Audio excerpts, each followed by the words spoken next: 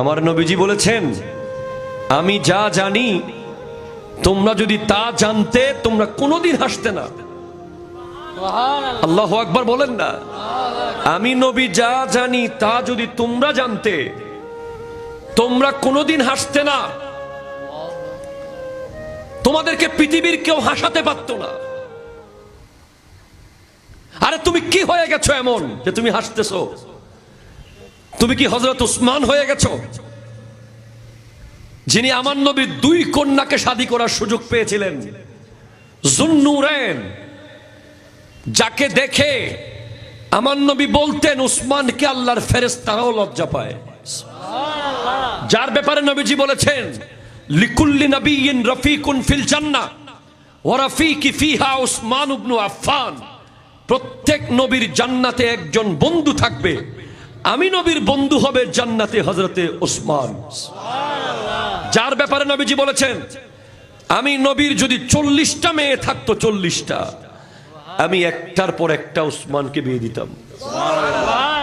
সেই উসমানে গনি, যিনি আমার নবীর থেকে বারবার জান্নাত কিনেছেন, উনি কবরস্থান দেখলে কাঁদতেন। তুমি হাসতেছো? তোমাকে কে বলেছে দুনিয়া এত সহজ? কে তোমাকে এত ইজি করে দিয়েছে? তোমাকে কোন ব্যক্তি এসে বলেছে যে কবর তোমার জন্য জান্নাত হয়ে বসে আছে? তুমি কি জানো কবরের ব্যাপার স্যাপার? তুমি জানো না, জানো না তুমি? হযরত উসমান জানতেন। এমন জলিলুল কদর সাহাবা হওয়ার পরে, ইসলামের তৃতীয় খলিফা হওয়ার পরে, উনি কবর দেখলে কান্না করতেন। কবর দেখলে কান্না করতেন। কবর দেখলে কান্না করতেন। ওনাকে জিজ্ঞেস করা হলো, আপনি এত কবর দেখলে কেন কাঁদেন? বলে, তোমরা তো জানো না, কবর হলো আখিরাতের প্রথম মঞ্জিল। যেই মঞ্জিলে পার হতে পারলে হাসরে পার হওয়া যাবে। যেই কবরে আসান হয়ে গেলে পুলসিরাত আসান হয়ে যাবে। যেই কবর আসান হলে মিজানের পাল্লা আসান হয়ে যাবে। আপনারা অবাক হবেন ভাই, আশ্চর্য হয়ে যাবেন। একজন তাবেঈ,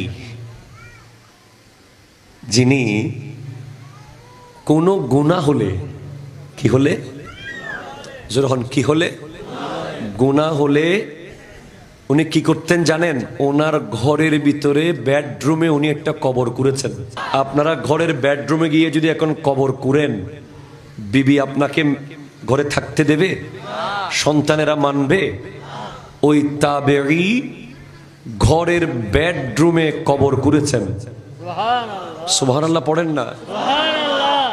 কেন?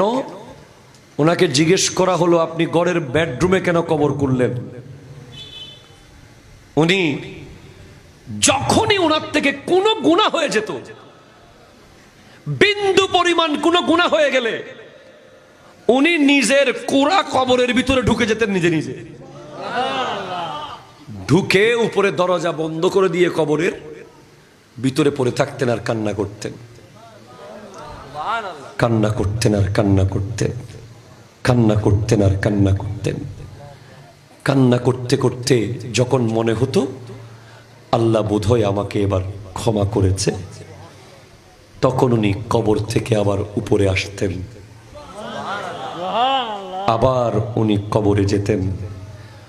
গুনাহ করার সাথে সাথে উপরে আসার পর নিজেকে নিজে বলতেন, হযরতে রবি, সুবহানাল্লাহ জোরে বলেন, হযরতে রবি, বলে, রবি তুমি শেষবারের মতো কবর থেকে উঠতে পারছো? কথা বুঝিয়েন। নিজেকে নিজে বলতেন, রবি তুমি শেষবারের মতো কবর থেকে উঠতে পারছো, পরের বার কিন্তু আর কবর থেকে উঠতে পারবা না। আবার যখন কোন গুনাহ, তো দূরের কথা, এনারা গুনাহ করতেন না, গুনার খেয়াল বা মনে যদি হতো যে আমি একটু আল্লাহর ধ্যান থেকে বোধহয় সরছি, আপনি খেলতেছেন, আপনি মজা করতেছেন, আপনি নামাজ বাদ দিয়ে ফেসবুকিং করছেন, আপনি রাস্তায় আড্ডা দিচ্ছেন, আপনি মোটরসাইকেল নিয়ে এলাকায় ত্রাস সৃষ্টি করছেন, আপনি করছেনটা কি ভাই? হযরতে রবি এক সেকেন্ডের জন্য আল্লাহর ধ্যান থেকে সরলে উনি সাথে সাথে কবরে ঢুকে যেতেন। ঢুকে গিয়ে কাঁদতে কাঁদতে কাঁদতে কাঁদতে কাঁদতে চোখের পানি শুকিয়ে যেত। আবার কবর থেকে উঠে বলতেন নিজেকে নিজে, রবি এবার শেষবার, পরের বার কবরে ঢুকলে আর উঠতে পারবা না। উনি বলতেন। তো রবিকে জিজ্ঞেস করা হলো, আপনি এমন কিভাবে হলেন? বলে, আমাকে আগুনের ভাট্টি পরিবর্তন করে দিয়েছে। লোহার ভাট্টি আছে না, কামার, কামারের ভাট্টি। বলে কিভাবে?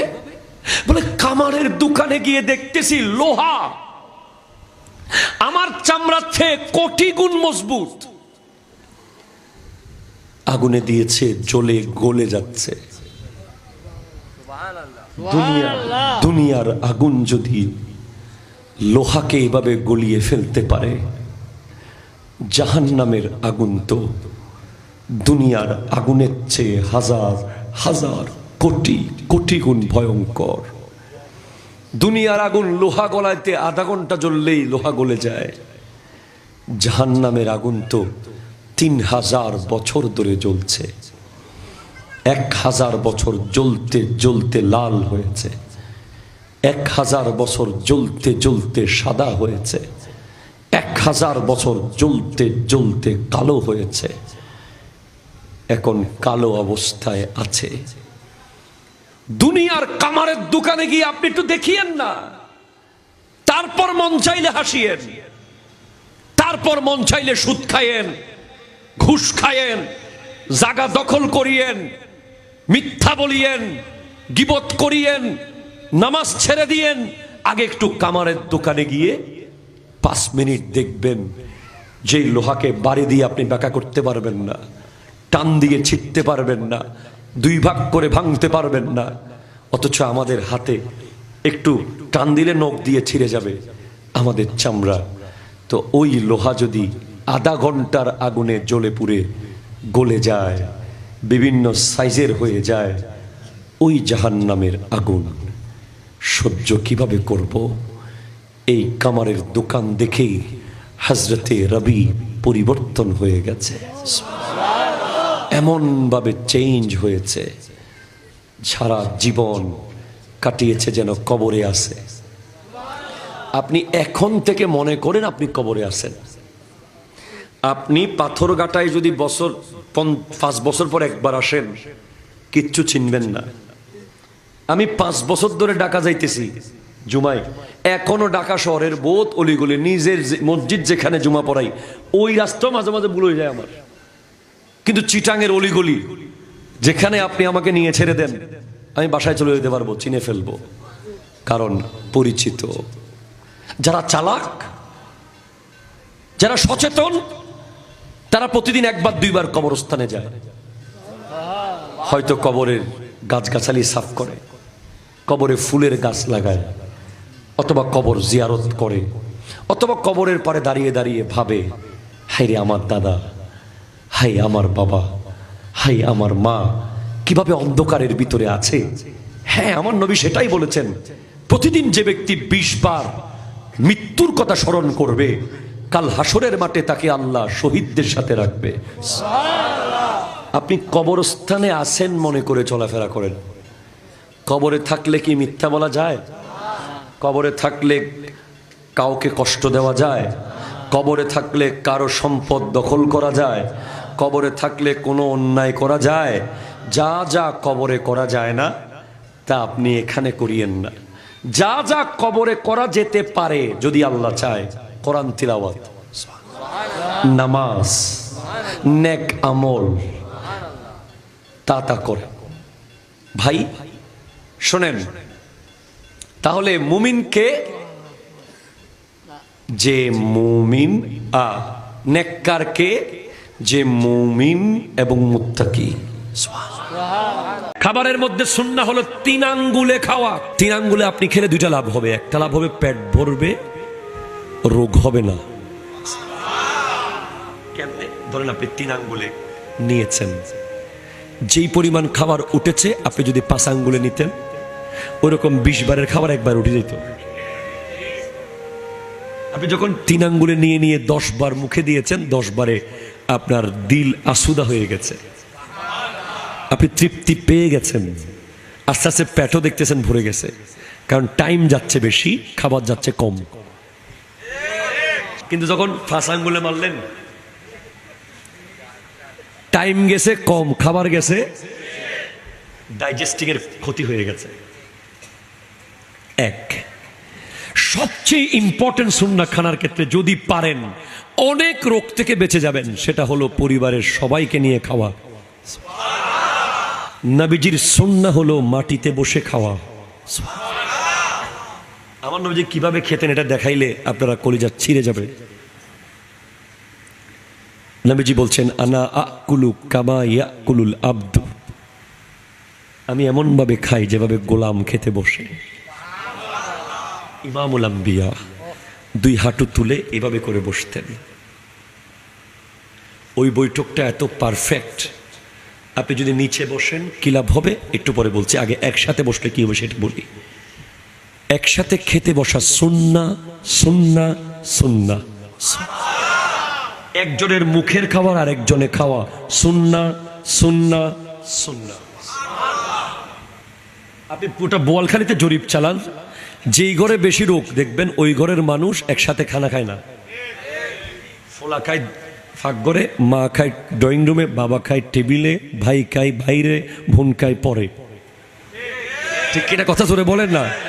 আর যেই ঘরে সবাই মিলে, কিছু পরিবার আছে বাবের একেবারে স্ট্রং ওয়ার্নিং, আমরা নিজেরাও আমাদের বাবাদেরকে অনেক সময় ভুল বুঝতাম, সবসময় কি আব্বুর সাথে খেতে পারবো? কিন্তু আমাদের বাবারা তো আলেমে দ্বীন, মুহাদ্দিস, মুফতি, মুফাসসির, ওনারা জানেন। ওলামায়ে কেরাম দেখবেন যে কোনো মতে একা খায় না। আমরা অবাক হয়ে যেতাম অনেক সময়, কিরে হুজুররা খালি সবাইকে নিয়ে কেন খেতে চায়? YU IU. আপনি মুফতি ওসিউর রহমান হুজুর কেবলাকে দেখবেন, ড্রাইভার সাহেবকে ডাকবে, ও বইউ বই, আমি বুঝতাম হইদিন কেন, সেটা এখন বুঝি। আমার আব্বা গহিরা আলিয়া মাদ্রাসার সহকারী অধ্যাপক, উনি কখনো আমাদের বাসায় আমরা একা খেতে পারবো না, উনি চোখ লাল করে ফেলবে। কোথাও খেয়ে আসলে আবার আব্বার সাথে বসতেই হয়। কেন? সুস্থ থাকতে চান তো একসাথে বসে খান। সায়েন্স গবেষণা করেছে এখানে কি লাভ আছে, লাভটা কোথায়? নবীজি বলেছেন, সুরুল মুমিনের শিফা, মুমিনের মুখের খাবার আরেকজনের জন্য ওষুধ। আর একসাথে খেতে বসেছেন, ধরেন একসাথে যখন খেতে বসেছেন, একই চামচ আপনিও ধরলেন, বাবাও ধরলো, মাও ধরলো, ভাইও ধরলো, সবাই ধরে নেয় চামচটা ভাত নিতে, তরকারি নিতে। অথবা যদি ডিরেক্ট হাতে নিতে পারেন আরো ভালো। অনেক সময় আমরা হাতে ভাত বেড়ে দিলে অনেকের আবার আইব মনে হয়, না না না, এটা আইব মনে করবেন না, চামচ হচ্ছে হাত উত্তম। কথা জোরে বলেন না, ঠিক কিনা? হাতে যখন আপনি ভাত নিয়ে দিবেন, একই ভাতে আপনিও হাত দিলেন, উনিও হাত দিল, তিনিও হাত দিল, উনিও হাত দিল, সবার হাত যখন ওই ভাতে লেগেছে, একজনের হাত থেকে যে প্রত্যেকের হাত খাবারের সাথে লাগার সাথে সাথে একটা প্লাজমা বের হয়, প্লাজমা, রক্তরস, যেটা দেখতে হলে মাইক্রোস্কোপ দিয়ে দেখতে হবে। তো ওই প্লাজমা আমার জন্য আমারটা বিষ, আপনার জন্য এটা ওষুধ। সবার প্লাজমাগুলো একসাথে খাবারে মিক্স হয়ে যায়, তখন ওই খাবার যখন খাবেন, এটা হার্টের ওষুধ হয়ে যাবে, ডায়াবেটিসের ওষুধ হয়ে যাবে, মাথা ব্যথার ওষুধ হয়ে যাবে, অনেক রকমের ওষুধ খাবারের টেবিলেই পাওয়া যায়। আর একসাথে খেতে বসলে, রমজান মাসে দেখেন না, রমজান মাসে ইফতার আপনি যদি একা করেন দেখবেন খাইতেই আছেন, কোনো মতে মনে হচ্ছে আরো খামো, আরো লাগবো, দে। সোনা খাইলেন, মুড়ি খাইলেন, পেঁয়াজু খাইলেন, আবার কয় ভাত খামো, কথা কয় না, কারণ মনে হচ্ছে খাই নাই, আরো ক্ষুধা, আরো ক্ষুধা, আরো ক্ষুধা। আর আপনি 5 জন মিলে যদি এক পাত্রে খান, দেখবেন 3-4 লোকমা দিতেই পেট ভরে গেছে। সুন্নাহ। এরপরে বসা, চেয়ার টেবিলে বসে যদি আপনি খান, সেক্ষেত্রে এত বেশি খাবার আপনার লিভারে যাবে, পাকস্থলিতে, যেটা আপনার ক্ষতির কারণ হবে, যেটা চর্বি জমাবে। আর আপনি যদি নিচে বসে খান, এভাবে বসে, এভাবে বসে নিচে, তখন এখানে 3টা লেয়ার তৈরি হয়ে যায় চামড়া, চামড়াগুলো ভাস হয়ে পেটের ভিতরে লেয়ার তৈরি করে। ওই লেয়ারের কারণে খাবারগুলো এমনভাবে যায় যতটুকু আপনার জন্য দরকার। যেটা ক্ষতিকর ওটা সহজে যায় না, এর ভিতরে আপনার পেট ভরে যাবে। কষ্ট হচ্ছে কোনো আপনাদের? এরপর ইম্পর্টেন্ট সুন্নাহ, খানার ক্ষেত্রে পাত্রকে লেহন করে খাওয়া। যারা ভাতের বাসনে একটা গোশত রেখে দিয়ে খুব স্মার্টনেস মনে করে নিজেকে, না না না এটা আর খাবো না, এটা রেখে দাও,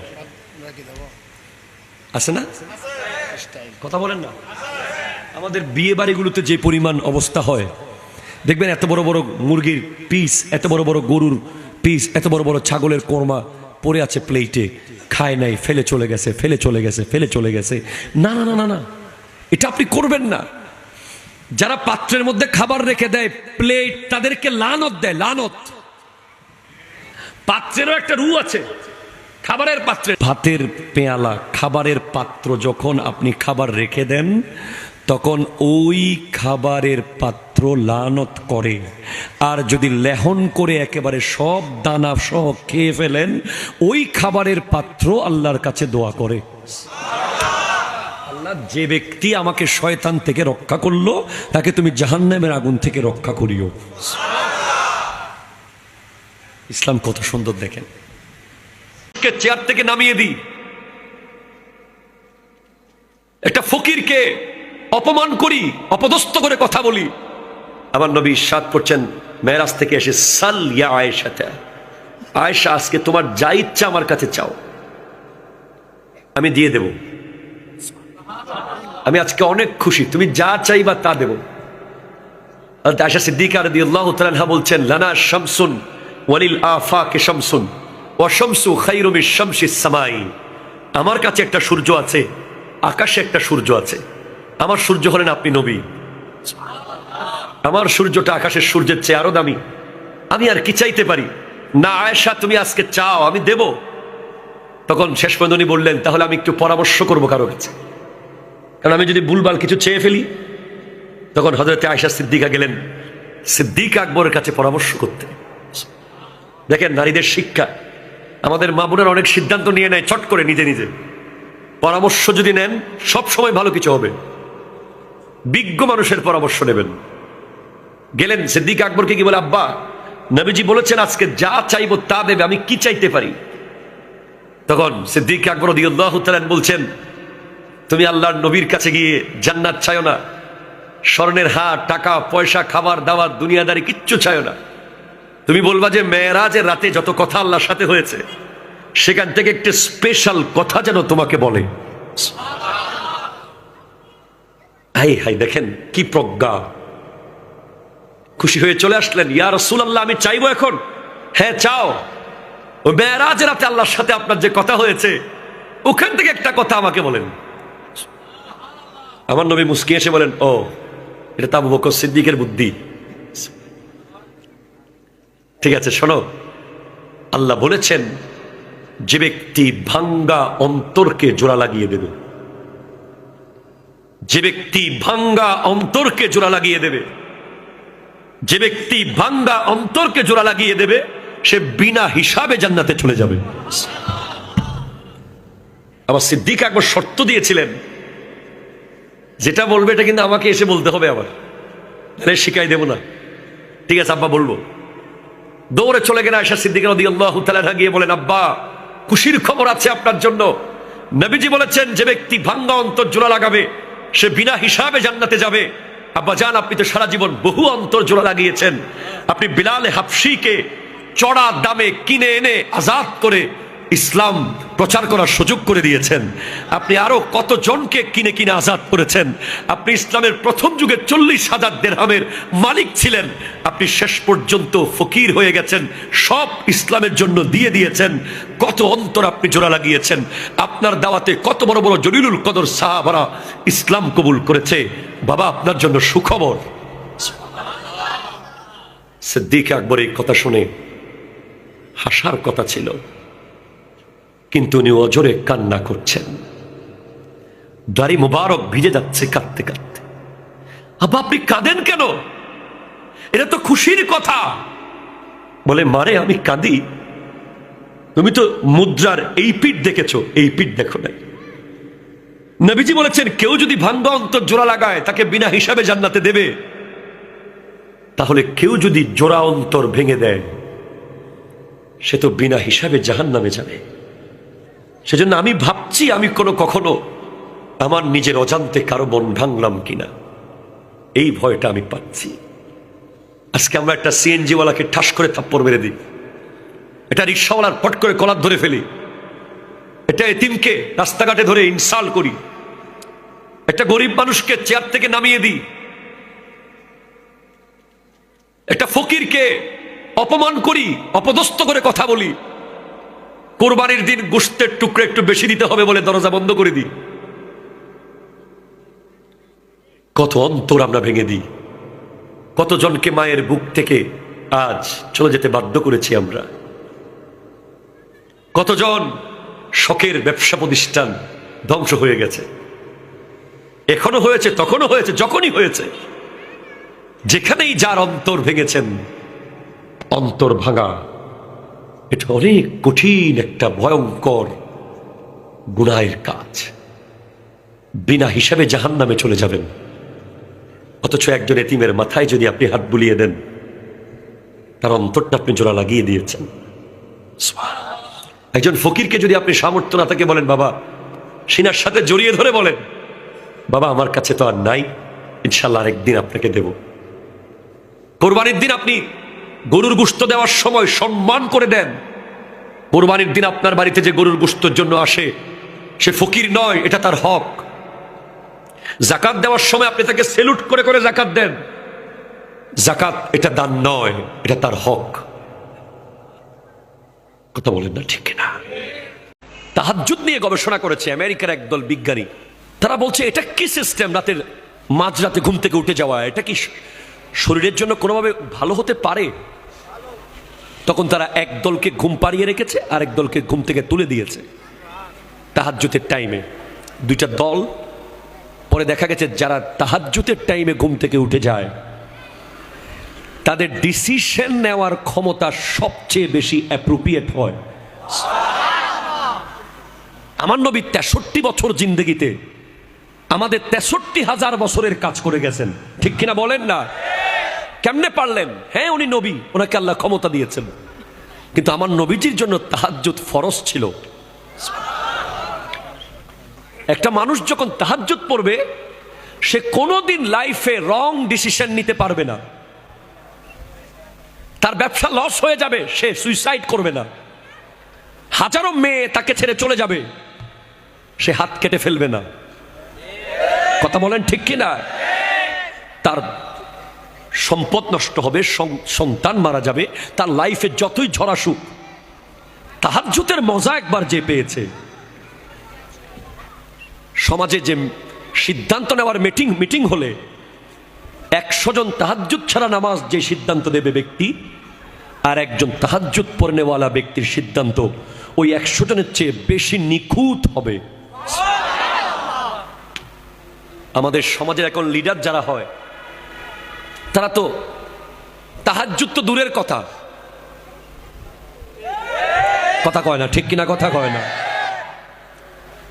এই জন্য নেতৃত্বে যারা থাকবে তাদের তাহাজ্জুদ পড়া দরকার, যাতে তারা সিদ্ধান্ত দেওয়ার সময় জনগণের কল্যাণে, দেশের কল্যাণে, সমাজের কল্যাণে সিদ্ধান্ত দিতে পারে, ঠিক কিনা কথা বলেন?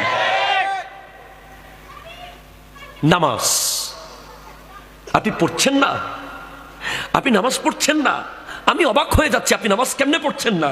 আপনি কি জানেন না একটা সিজদা না করার অপরাধে কি শাস্তি পেয়েছে শয়তান? কয়টা সিজদা? জোরে কর না, কয়টা? তাও আল্লাহকে না, আল্লাহর নবী আদম আলাইহিস সালামকে। একটা সিজদা করে নাই, অহংকার করেছে, বিনিময়ে জান্নাত থেকে আল্লাহ বের করে দিয়েছে তাকে। কিয়ামত পর্যন্ত লানত প্রাপ্ত শয়তান পৃথিবীর এমন কোন জায়গা নাই যেখানে সে সিজদা করে নাই আল্লাহকে। কিন্তু আল্লাহর কথা মতো একটা সেজদা না করার অপরাধে যদি সে এমন শাস্তির শিকার হয়, আপনি তো জানেন না প্রতিদিন 17 রাকাত হচ্ছে ফরজ নামাজ, 17 দুগুণ 34টা সিজদা। এগুলো কাকে করতে বলা হচ্ছে? আল্লাহ নিজেকে করতে বলছেন। হাইয়া আলাস সালাহ, হাইয়া আলাল ফালাহ। হ্যাঁ বলছে, হ্যাঁ বলছে, আজকেও বলেছে।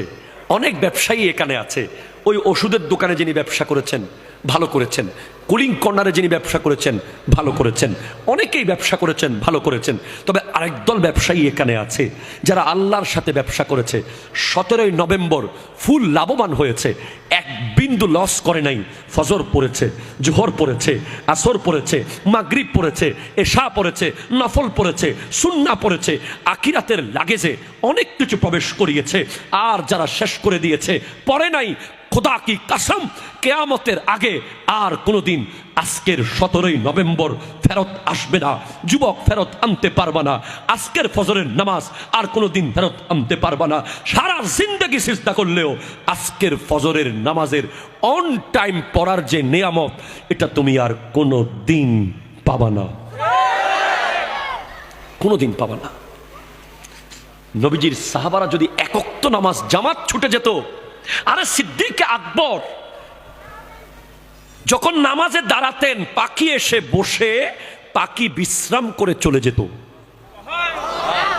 পাখি কনফিউজ হয়ে যেত, উনি কি মানুষ না গাছ? সিদ্দিক আকবর রাদিয়াল্লাহু তাআলা আনহু একদিন মন খারাপ করেছে, মন খারাপ। আমার নবী জিজ্ঞেস করছেন, আবু বকর তোমার মন খারাপ কেন? বলে তোমার তো প্রথম তাকবীর মনে ছুটে গেছে নামাজে। সিদ্দিক আকবরের জীবনে কোনো রেকর্ড নাই যে ইমামের পিছে উনি প্রথম তাকবীর ছেড়েছেন, এমন কোনো রেকর্ড নাই। কখনো গিয়ে রুকুতে গেছেন জামাতে, কখনো সিজদাতে, এমন রেকর্ড নাই। ওনার লাইফে প্রত্যেকটা নামাজ উনি ইমামের সাথে সাথেই নামাজের নিয়ত করেছেন। বলে ইয়া রাসূলুল্লাহ, আমার 40টা ওঠ হারিয়ে গেছে, কিন্তু নবী আমার কাছে নামাজের প্রথম তাকবীরের মূল্য হলো গোটা পৃথিবী পরিমাণ ওট যদি আমাকে মালিক বানিয়ে দেয়া হয়। আমাকে যদি কেউ বলে তুমি নামাজে 1 মিনিট পরে যাও, 1 মিনিট পর, 1 মিনিট পরে গেলে তোমার সমস্ত ওটগুলো বেঁচে থাকবে, আর 1 মিনিট আগে নামাজে গেলে তোমার ওটগুলো সব তুমি হারিয়ে ফেলবে। আমি আবু বকর পৃথিবী পরিমাণ ওট হারাতে রাজি, ইমামের পেছনে প্রথম তাকবীর আমি ছাড়তে রাজি না। আপনি জানেন, আপনি হাসতেছেন এখনো, আপনি এখনো গল্প করছেন। আপনি কি জানেন জীবনটা কি? আপনি জানেন না আসলে। আমার নবীজি বলেছেন, আমি যা জানি তোমরা যদি তা জানতে, তোমরা কোনো দিন হাসতে না। হ্যাঁ,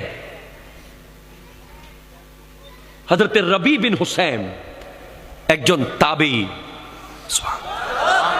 উনি উনার ঘরের বেডরুমে কবর করেছেন। কবর বেডরুমে। পৃথিবীর কোন পাগল বেডরুমে কবর করবে? একটা রুমের ভাড়া কত টাকা? আমরা তো শহরে ঘর বানানোর সময় জানাজার লাশ বের হওয়ার জন্য জায়গাও রাখি না। কোরবানির পশুটা জবাই করি হাইওয়ে রোডে। আমরা মুসলমান।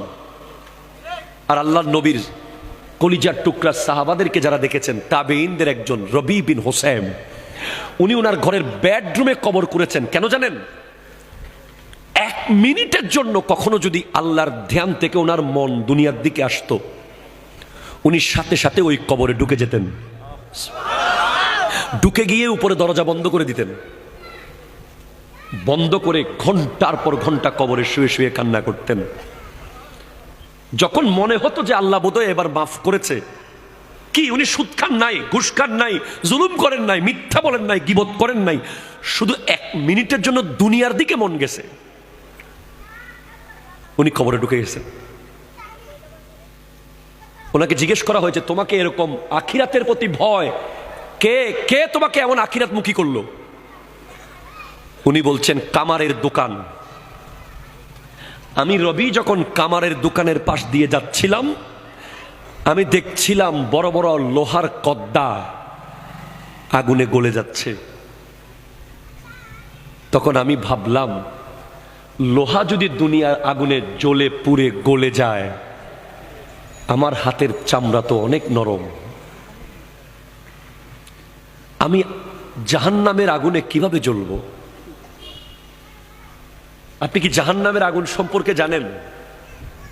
হাদিসে পাকে আছে জাহান্নামের আগুন 3000 বছর ধরে জ্বলছে। 3 ঘন্টা আগুন লাগলে এখানে সব ছাই হয়ে যাবে। কন্টিনিউ 3 ঘন্টা যদি আগুন কন্টিনিউ থাকে, আর জাহান্নামের আগুন 3000 বছর ধরে জ্বলছে, কিয়ামতের মাঠে জাহান্নামের আগুন দৌড় মারবে। জাহান্নাম চিৎকার করবে, আল্লাহ আমার খানা দাও, বেনামাজিদেরকে দাও। গাই, জাহান্নামে একটা গর্ত আছে, গাই গাই, ওই গর্তের নাম গাইয়ুন। ওই গর্ত বেনামাজিদেরকে দৌড় দেবে। 70,000 ফেরেশতা শিকল দিয়ে ধরে রাখবে ওই জাহান্নামকে টেনে। তখন জাহান্নাম ঠান্ডা হবে একটা জিনিস দিয়ে, সেটা হচ্ছে নামাজি বান্দাদের চোখের পানি। যারা নামাজ শেষে মোনাজাতে চোখের পানি ফেলে, ওই পানিগুলো যদিও টাইলসে পড়ে যায় মনে করেন না, ওগুলো আল্লাহ রিজার্ভ ফান্ডে রেখে দেয়। ওই পানিগুলো এভাবে জাহান্নামকে ছিটিয়ে দেওয়া হবে, জাহান্নাম মুহূর্তের মধ্যে ঠান্ডা হয়ে যাবে। নামাজের কত মূল্য হলে আম্মা জান, আচ্ছা নামাজের কত মূল্য হলে হযরতে ফাতেমাতুজ জাহরা রাদিয়াল্লাহু তাআলা আনহা, আমার নবীজির কন্যা, একটা সিজদা করতেন তাহাজ্জুদের, ফজর হয়ে যেত। উনি আল্লাহর কাছে শুধু চাইতেন, আল্লাহ একটা লম্বা রাত আমাকে দিও, আমি একটু মন ভরে তোমাকে সিজদা করব। নামাজের কত মূল্য হলে ইমাম হোসেন রাদিয়াল্লাহু তাআলা তলোয়ারের নিচে নামাজ পড়েছেন, আর 10 মিনিট পরে নামাজ পড়লে উনি সমস্ত ইয়াজিদ বাহিনীকে কেটে ফেলতে পারতেন। কিন্তু না, যেই তলোয়ার গাজর মূলার মতো কাটতেছিল ইয়াজিদিদেরকে, সেই তলোয়ার হঠাৎ থেমে গেল মসজিদের আজানে। উনি নামাজে দাঁড়িয়ে গেছেন। কবর ডেকে ডেকে বলছে আমাদেরকে, কবর ডেকে ডেকে বলছেন, কবরস্থানে গিয়ে একটু শোনেন না। আল্লাহ আমাদেরকে সেটা শোনার ক্ষমতা দেয়নি বলে আমরা শুনতে পারতেছি না কবরের আওয়াজ, কিন্তু আমার নবী শুনেছেন, আমাদেরকে বলেছেন কবর প্রতিদিন 10টা বাক্য বলে বলে ডাকে। তার মধ্যে 1 নম্বর, তাসআ আলা জাহরি ওয়া মাসিরুকা ফি বাতানি, আমার পিঠের উপরে দৌড়াদৌড়ি করতেছিস তোরা, এত অহংকার। আমি কবরের পিঠের উপরে এত ভাবসাব তোর, কিসের এত অহংকার তোর? ওয়া মাসিরুকা ফি বাতানি, কালকে আমার পেটে তুই আসবি, কালকে, ঠিক কিনা কথা বলেন না? কালকে আসবি আমার পেটে তুই, কবর বলছে। 2, ওয়াত্তাসআ আলা জাহরি ওয়া তুআজ্জাবা ফি বাতানি, আমার পিঠের উপরে গুনাহ করছিস, আমার পেটে তোকে আসতে হবে। কবর বলছে ওয়াতানদিমু আলা জাহরি, আমার পিঠের উপরে হাসি ঠাট্টা মজাক করছিস, ওয়াতাবকি ফি বাতানি, আমার পেটে তোকে কাঁদতে হবে। হ্যাঁ, জি, না না না, মুসলমানের ছেলেকে আল্লাহ হাসতে বানায় নাই। মুসলমানের ছেলে এক লাইন অযথা কথা বলতে পারে না। কোরআন বলেছে ডাক্তার সফল বলেনি, কোরআন ইঞ্জিনিয়ার সফল কোরআন বলেনি, পলিটিশিয়ান সফল কোরআন বলেনি, ব্যারিস্টার সফল কোরআন বলেনি। কোরআন বলছে কাদ আফলাহাল মুমিনুন, মুমিনরাই সফল, মুমিনরাই সফল, মুমিনরাই সফল, ঠিক কিনা বলেন না? রিসেন্টলি সৌদি আরবের পতাকা আপনারা ফেসবুকে দেখেছেন, একটা বলের ভিতরে, দেখেন নাই? কথা বলেন, দেখেন নাই? মেড ইন চায়না, ফুটবলের ভিতরে সৌদি আরবের পতাকা, একটা বল না, শত শত বল, যেখানে লা ইলাহা ইল্লাল্লাহু মুহাম্মাদুর রাসূলুল্লাহ সাল্লাল্লাহু আলাইহি ওয়াসাল্লাম লেখা আছে। তো আমি তখন সাথে সাথে ভাবলাম, হায় হায় হায় হায় হায়, ওই নেইমারকে কোটি কোটি টাকা তেলের টাকা দিয়ে মুসলমানের টাকা দিয়ে সৌদি কেন কিনে নিয়েছে, ওই ক্রিস্টিয়ানো রোনালদোকে কেন কিনে নিয়েছে। আজকে সৌদি আরবের ফুটবলকে ডেভেলপ করার জন্য ওয়ার্ল্ডের ফেমাস ফুটবলারদেরকে মুসলমানের টাকা দিয়ে কিনা হয়েছে, অথচ সেই টাকা দিয়ে আমার ফিলিস্তিনের ভাই বোনদেরকে একবেলা খাবার দেওয়ার দরকার ছিল, আমার ফিলিস্তিনের ভাই বোনদেরকে একটা থাকার ছাদ দেওয়ার দরকার ছিল।